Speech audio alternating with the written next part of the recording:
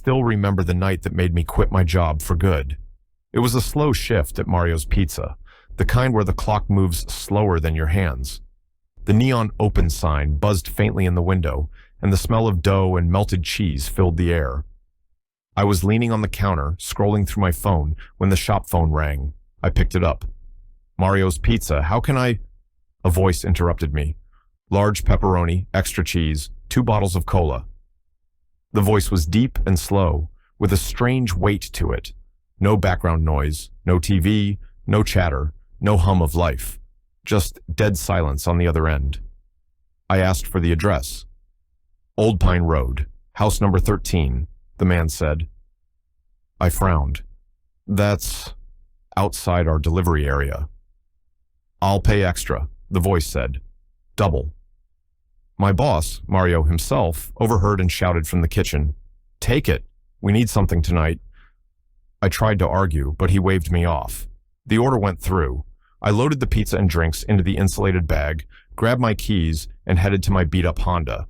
The city streets were empty, just the occasional streetlight flickering on wet asphalt. But as soon as I left the main road, the lights stopped. The further I drove, the narrower the road became. Asphalt turned to cracked gravel, then to dirt. My headlights cut through the darkness, and the trees began closing in on both sides, tall and black against the night sky.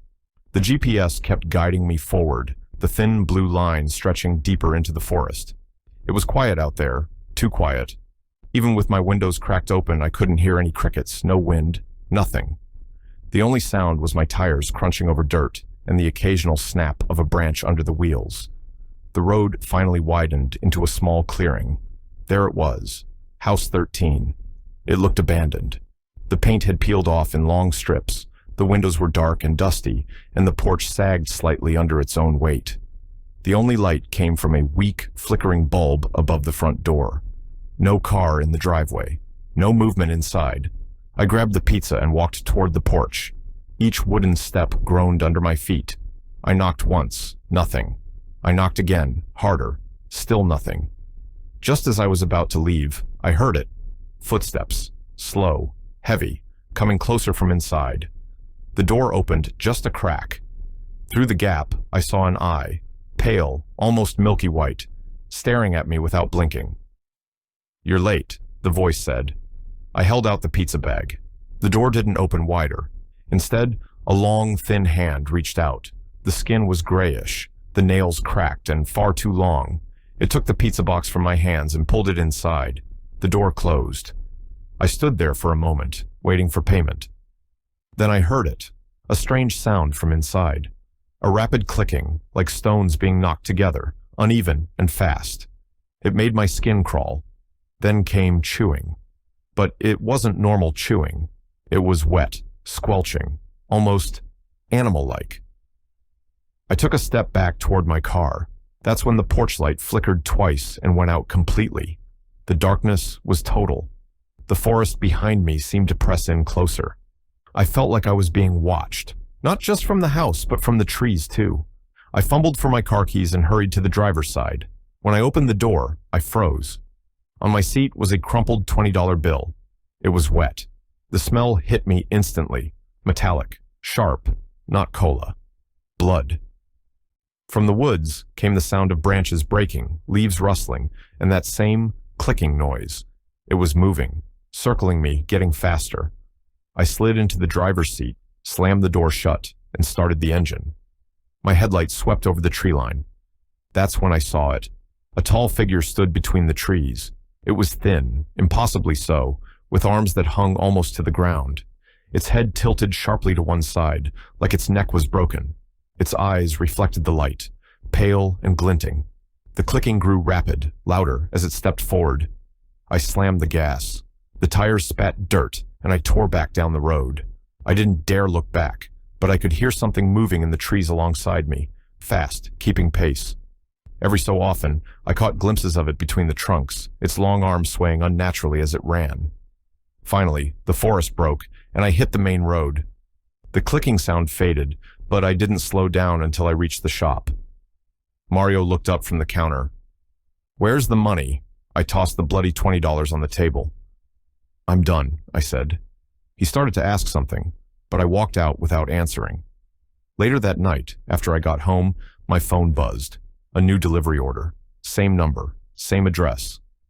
I turned my phone off and never turned it back on. My family has never been the type to believe in ghosts. We're all there's always a logical explanation kind of people.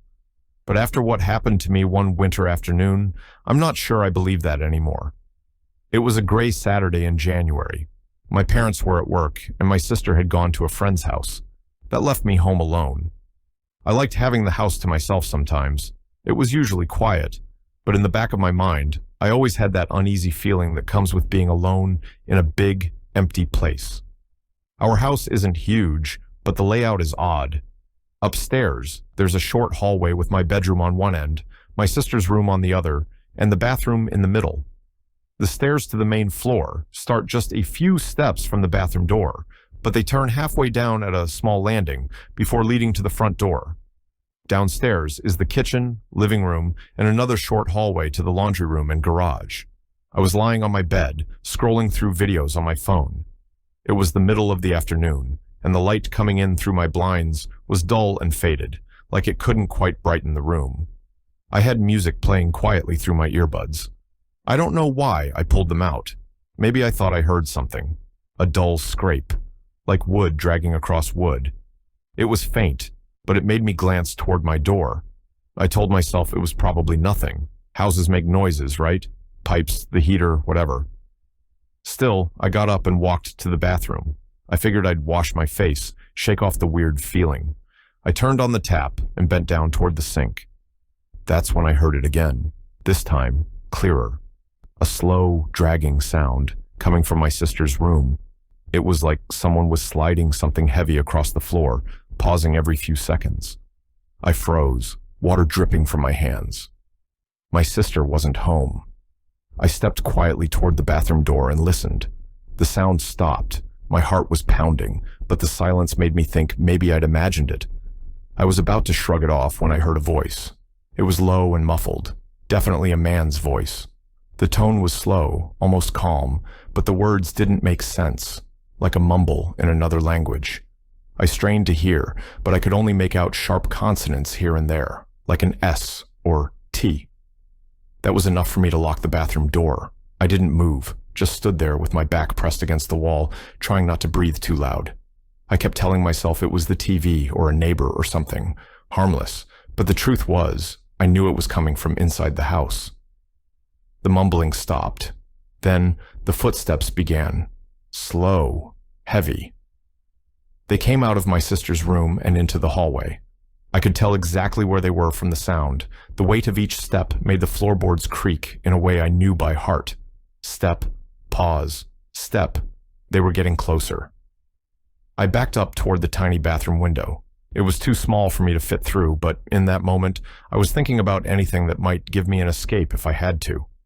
The footsteps stopped right outside the bathroom door. The silence felt so thick I could hear my own heartbeat in my ears. Whoever it was didn't knock. They just stood there. I couldn't see their shadow under the door, but I knew they were there.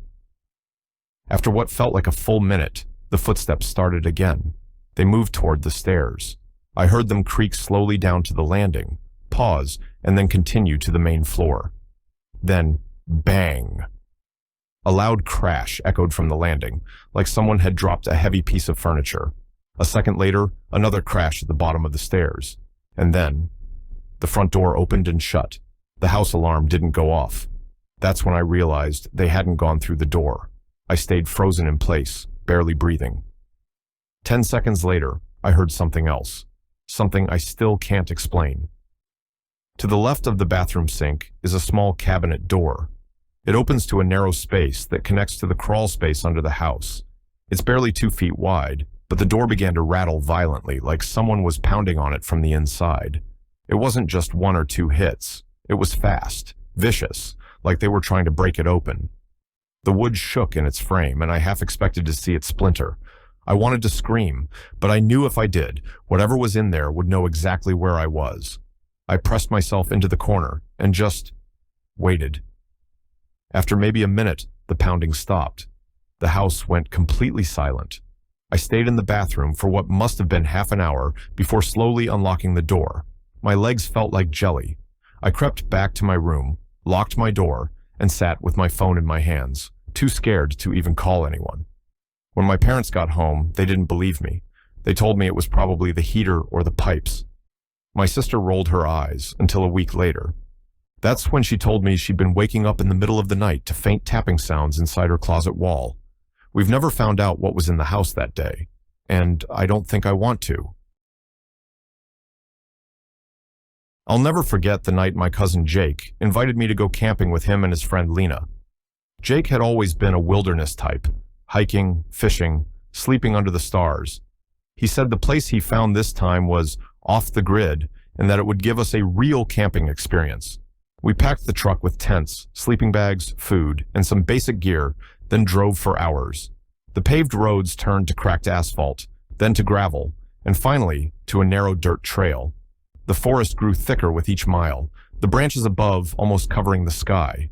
The air felt colder here, and the sound of our tires crunching on the dirt seemed far too loud in the silence. After a few minutes, Jake stopped the truck. "This is it," he said. We got out, and I noticed there was no sign of a campsite. No picnic tables, no fire pits, not even a trail marker. It was just trees and shadows in every direction. We carried our stuff about 10 minutes into the woods until we found a small clearing. It wasn't much, uneven ground, surrounded by tall pines, but Jake smiled like it was perfect. Jake started unpacking while I helped Lena with the tents. By the time we finished, the sun was slipping behind the trees. The air had that heavy stillness you only get deep in the woods. No wind, no birds, just quiet. Jake got a small fire going, and we sat around it, eating sandwiches and joking. The fire popped and cracked, sending sparks into the night.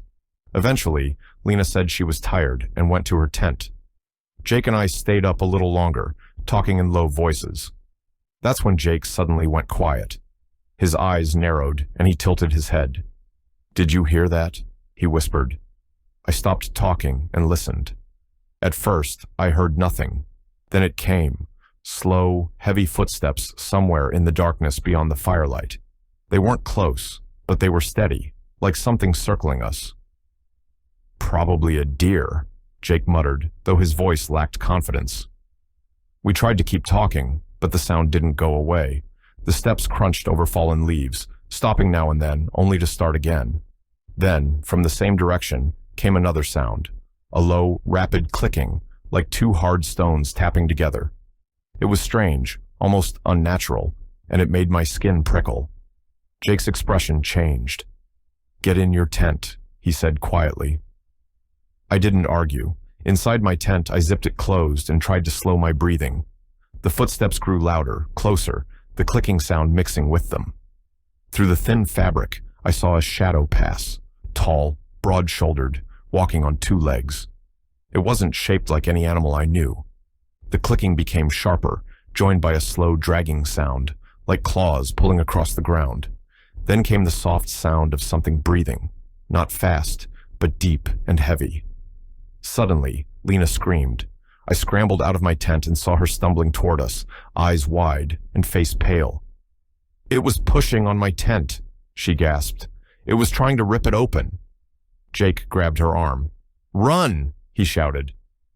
We didn't take anything. We just ran. Through pitch-black woods with no flashlights, the only light the faint glow from the fire we left behind. The ground was uneven, roots catching our feet, branches whipping at our faces. Behind us, the footsteps followed.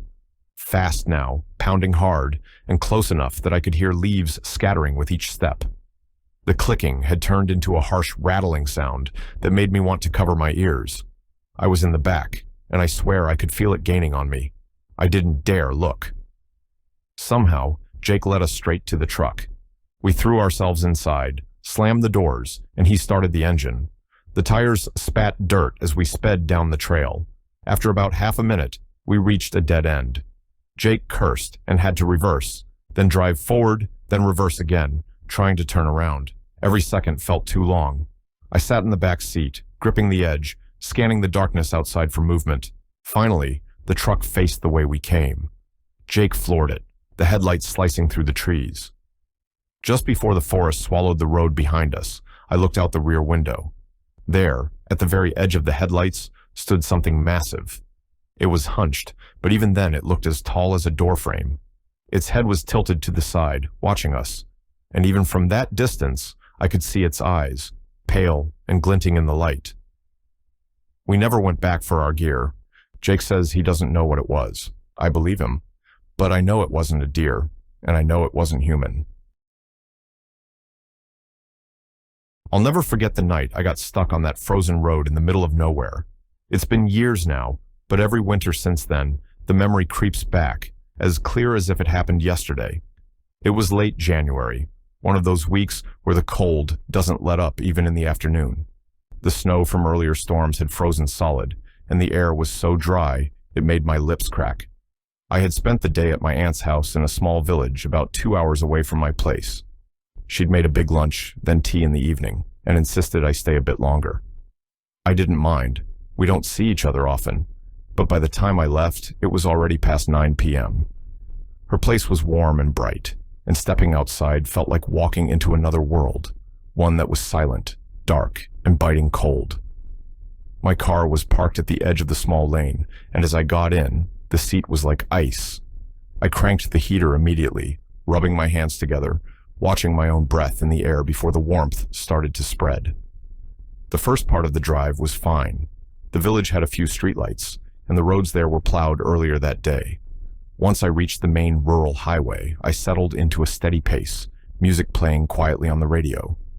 The snowbanks on either side were piled high, like frozen walls guiding me forward.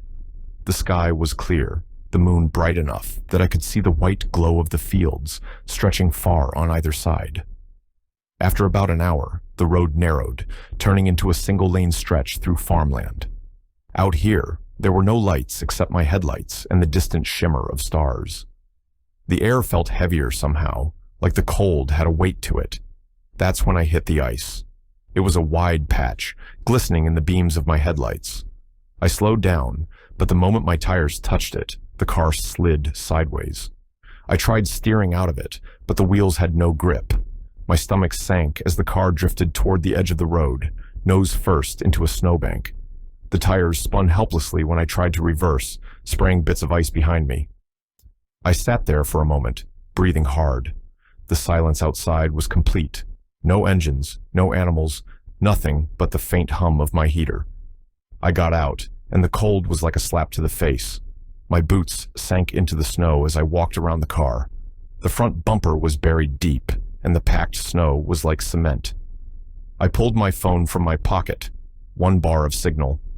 I tried calling my brother, but the call didn't go through. I sent him a quick text, car stuck, between village road and highway. I had no idea if it would send. The wind picked up, making a low whistling sound as it moved through the open fields. Somewhere far off, I heard a faint crack. Maybe ice shifting on a frozen stream, maybe a branch breaking. I decided to try digging around the tires with my hands. My gloves weren't thick enough, and within minutes, my fingers felt stiff and clumsy. That's when I heard it. Footsteps, slow, heavy, crunching through the snow. I froze, crouched beside the car, straining my ears.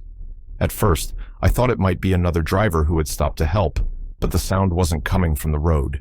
It was coming from the field on my left, the side with no houses, no lights, just flat, open land covered in snow. The footsteps paused. I turned my head, scanning the darkness. The moonlight lit the snow in silvery patches, but beyond a certain point, it was just shadows. Then they started again. Crunch, crunch, crunch, deliberate, steady, moving closer. "Hello?" I called, my voice sounding too loud in the cold air. The steps stopped again. I stood there, every sense on high alert. My breath was visible in short clouds, and I became aware of how exposed I was. Just me, my car, and miles of empty road. I got back inside and locked the doors. I kept the engine running, my eyes darting between the windshield and the side mirrors. For a while, nothing happened. I started telling myself it was probably just an animal, maybe a deer, maybe a stray dog, and that my mind was playing tricks. Then, in the passenger side mirror, I saw it. A shape. Tall, standing just beyond the reach of my headlights. It didn't move toward me, but it was facing my car. I blinked hard, thinking maybe I was imagining it. When I looked again, it was gone. A shiver went through me that had nothing to do with the cold. I gripped the wheel tighter, my pulse loud in my ears. I don't know how long I sat there before I saw another set of headlights in the distance. An old pickup truck slowed as it came up behind me, and a man rolled down his window. His beard was thick with frost. "Need a tow?" he asked. "Yes, please," I said quickly. My voice cracked. He parked in front of me and got out, walking over with a length of chain. As he hooked it to my bumper, I kept glancing toward the field. It was empty now. No footprints, no shadow, just smooth snow under the moonlight. He pulled my car free, and I thanked him over and over. Before leaving, I asked, "Did you see anyone walking out there?" I nodded toward the field. He gave me a strange look. "Nobody's out here this time of night." We both drove off, his truck leading the way, until the road widened, and he turned off in another direction. I got home just before midnight. My brother never got my text. I still don't know what I saw, or if I saw anything at all. But whenever I think about that winter night, I remember how it stood there, just far enough that I couldn't see its face, but close enough that I knew it was watching me.